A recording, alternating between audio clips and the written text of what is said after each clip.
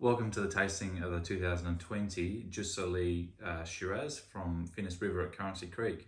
Now, many of you, probably most of you, have never seen or heard of this wine before.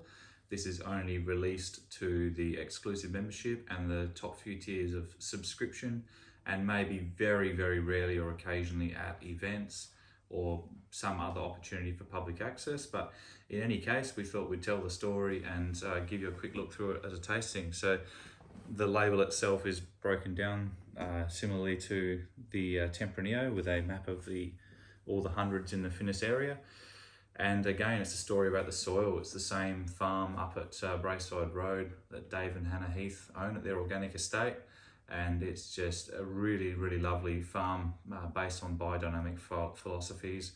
And Dave approached me one day when we were having a pick of the Tempranillo and said, would we like to have a look at the Shiraz, and if so, would we like to pick the favourite part of the vineyard for a special project batch? And I took him up on the offer, and we found this really beautiful spot of the vineyard that runs along a quartz ridge. And when I say quartz, I mean literally pink quartz coming out of the soil. The vines were much leaner there, and the flavour was much, much more intense. But it meant picking across about 30 rows on a diagonal. But we had the means to do that. So again, we put the call out, and a few of the members and some resident Spanish winemakers who were friendly with us up in Barossa also came down for the pick, and it was a great day.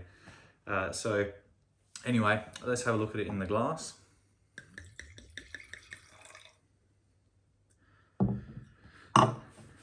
It's got some lovely colour there. It spent about 12 days on skins in the end. Picks up some really lovely star anise and some almost a bit of a meatiness to it that you sometimes expect from Shiraz, but not so much down there.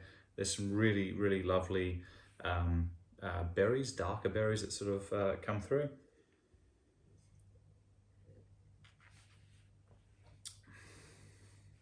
And again, that's reinforced on the palate with some really nice dessert spice, actually, as well as some beautiful red fruit.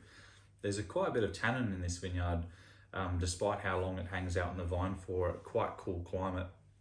The wind really squeezes up the valley in the late afternoons when the sea breeze turns around, and that keeps the ripening process right at bay, and keeps it on the vine for longer, so it's extracting the nutrients and the minerals out of the soil for longer. So some people call them this mini Barts, and we tend to agree. We think it's a smashing little wine, but like I say, there's virtually none of it around, and it's rare as hen's teeth. But if you can get you some hands on it, then you're very lucky, and I'm sure you'll enjoy it. Cheers.